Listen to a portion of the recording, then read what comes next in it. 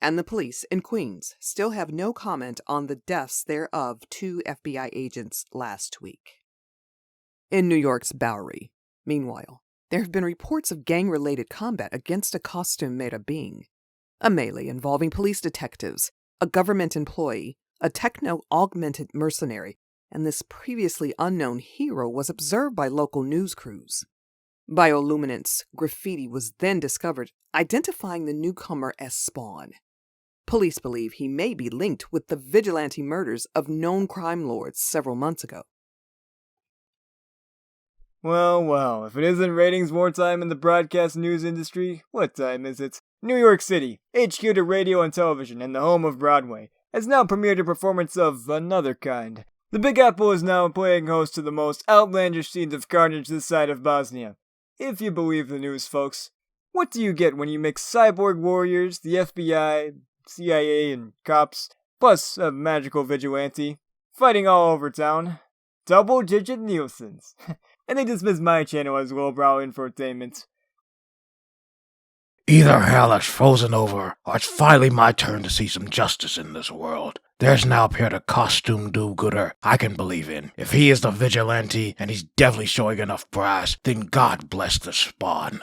Whoever he is, we've needed someone to stand up and clear our city of all the smug, self-interested filth, mix equal doses of mob bashing and government smashing, and you've got my kind of hero. So Spawn, whoever you are, whatever you are, if you can hear this, I'm with you, buddy, all the way. In the dank recesses of the sprawling city of New York, specifically the Bowery, the night people tend to their rituals. Gathered around a makeshift heater, the small group of derelicts are in a rather festive mood. Their territory has been unmistakably marked. The tagging identifies their resident messiah, Spawn. You know, it still gets my goat that Brooklyn lost the Dodgers. Don't mind them stinking Giants going to Frisco, though. But the Dodgers? Gee, that broke my heart. Give it a rest, Wilbur. It's been over 35 years. The Dodgers ain't coming back.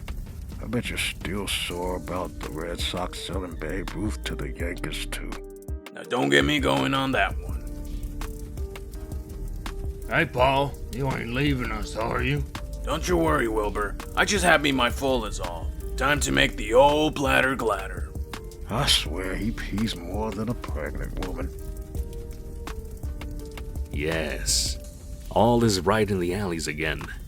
No police harassment, no FBI, running around like hyperactive children. No one from the outside is bothering these outcasts. That felt good. Hey, Grandpa, a moment of your time, please. Unfortunately, there are dissenting factions on the inside. We've been hearing about what a hotshot your Spawny guy is, so me and the boys would like to share something. Paul catches sight of the rusty blade out of the corner of his eye. He wets himself on the spot. He's nothing. You hear? Nothing! We don't need his help. Our boss can take care of himself. Big time. So you tell your little hero that if it's a turf war he's looking for, then he's pushing the wrong guys. Tell him to move back 15 blocks. And if he don't, it's gonna get bloody. Elsewhere, it's only his second day back at the office, but Terry Fitzgerald thinks he might be rushing things. His hands are still not properly healed, nor are his cracked ribs. As a matter of fact, almost any move he makes hurts, as a result of his recent run-in with nearly every policing organization in existence. Still, he thought work might be good therapy while he sorted out events of the past few weeks. One matter for concern, he had been threatened on numerous occasions by those within his own agency. Would his return to the office be met with resistance? Admit it, Terry. Things are wrong. Everyone's acting like nothing happened. No murders, no manhunt, no cops. Nothing. On the other hand, people won't look me in the eye. Somebody's breathing down on them. Heavy. It's going to be hard to get any answers. But I've got to know why all of this happened. Then I'll... Hey, good looking. Need some help? Wanda! What are you doing here? What I should have done a long time ago. What do you mean? It's time I paid attention to what you're doing for a living. I want to know what you really do and why. But I thought... I know I wanted to distance myself after what happened to Al. I guess I was hoping that my ignorance would protect me from another heartache. Al's death tore me apart, but you helped me through that. You'll never know how much that meant to me. So I'd like to help, please. I know you're going through a lot. There are questions I've got about what just happened. I'd like to see if we can't answer a few together. I love you, Wanda. I know you do. Dry, rotting boards shatter after a quick, forceful kick. This denizen of the Shadowlands is anxious to brag to his leader. Tell him that he's done his duty. As a grunt in Charlie Company at Vietnam, David Brewy thrived now, nearly 2 decades later. The shell-shocked vet carries on the lifestyle of a war long over. Boss, you in here? There you are. I proceeded into Sector 12, like you said, informed the enemy of our status and requested their immediate withdrawal. I also made threats and slapped them up a bit. They seem very loyal to their commander. He's obviously given them a false sense of security. You've done well, David. A few more pieces of the puzzle, and I'll have all I need. Then, I'll be able to bring that fat pig, Tony Twist, to his knees! I've waited long enough. Soon, very soon, I'm gonna nail that mafia scumbag! Please, boss. Do you hear me? Not overkill, not Spawn, not God. Nothing's going to save Twist. Tell the boys that after they clear Spawn and his gang off my turf, I want a meeting with their so-called hero, 'cause he has something I need. Spawn. He's accepted the name out of necessity. His new title is, for the first time, public knowledge. He had tried to avoid contact with the real world, instead biding his time in the shadows of Manhattan's back streets. That didn't work. All he wanted was to see his wife, to return to his one true love.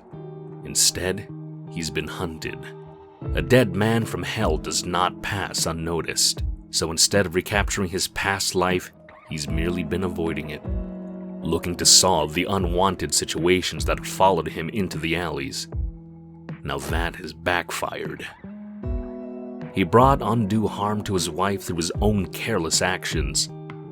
Rather than being protected, she was almost killed. He won't allow that again. So he vows to refocus, to sort out his abominable excuse for a life. I was a fool.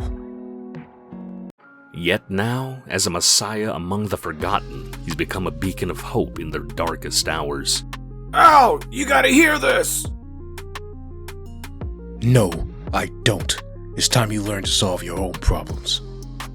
But you don't understand. Yes, I do. You people have become lazy, always turning to me for help. Well, I don't have the answers. I can't solve all your problems. I've got a few of my own. Dear God, Al, we didn't ask for this. They want you, not us. Tell whoever it is, I'm not interested. But Al... Engulfed by the darkness, he leaves behind an innocent, soon-to-be a candidate for the crossfire. Zippity-doo-dah! Zippity-yay! My, aren't we in a rather festive mood, sir? You betcha, Twitch. and I can see why. It must be the fact that our prime suspect escaped from us. Or maybe it's that our fellow officers tried to steal our case. No, it must be that we have no silent leads in our search for this spawn. Am I getting warm, sir? God, I love your sarcasm, Twitch. Nope, little buddy, it's this file. I've got info on that bugger Chief Banks that'll cripple him. And that brings a warm spot to my heart. The air begins to thicken as the early morning hours pass away. He came here to rest, to think. In his former life, he fought and killed for what he believed in. But that was another Al Simmons, he tells himself.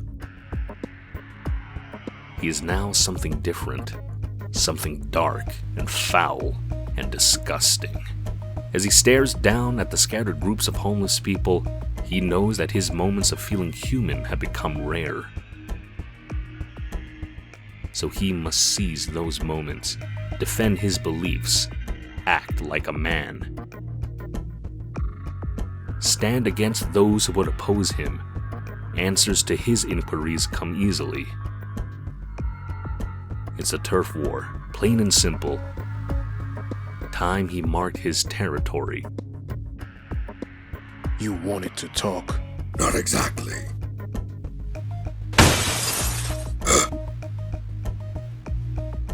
Plywood.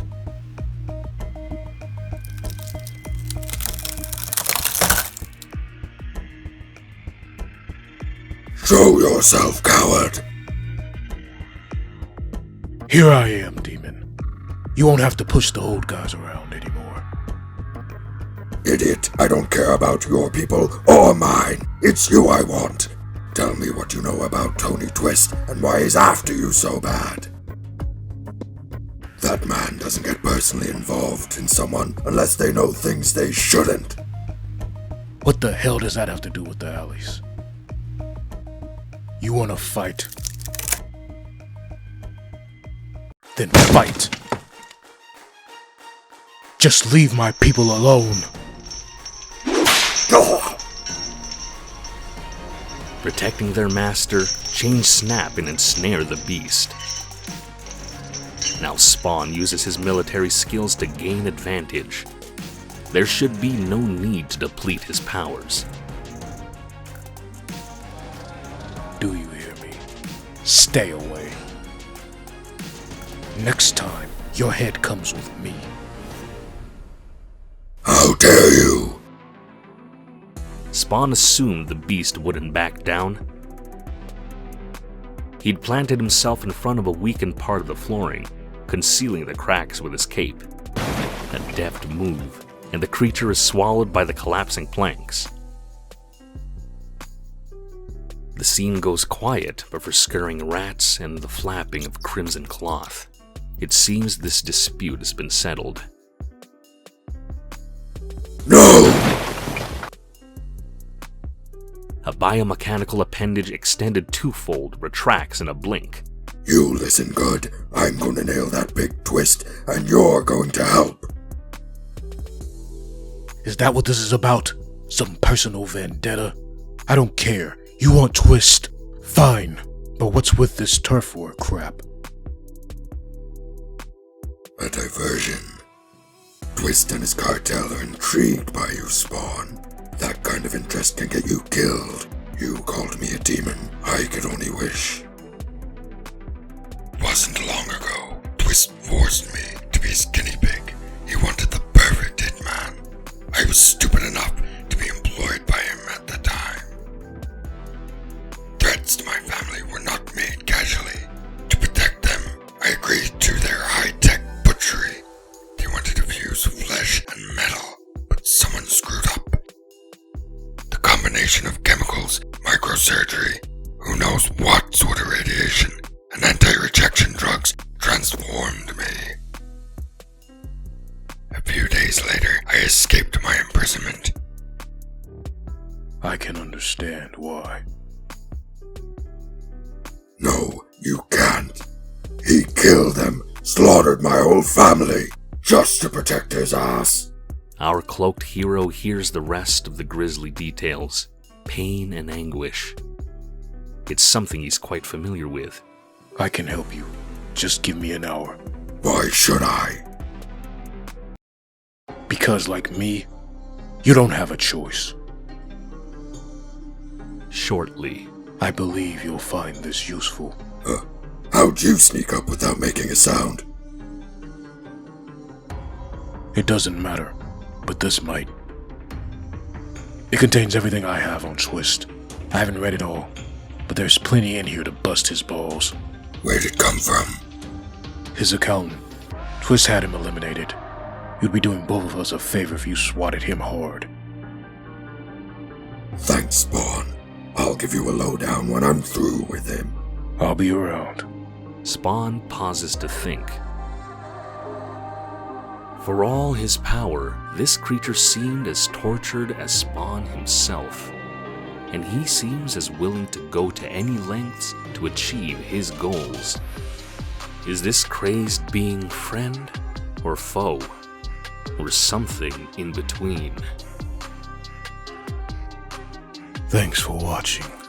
If you enjoyed the video, please give it a like and subscribe to become part of the House Simmons Army. Also, follow the Twitter for more updates and ring the bell to be notified. Also, give the Twitch a follow. Oh, and welcome back. Malabolgia, just you wait.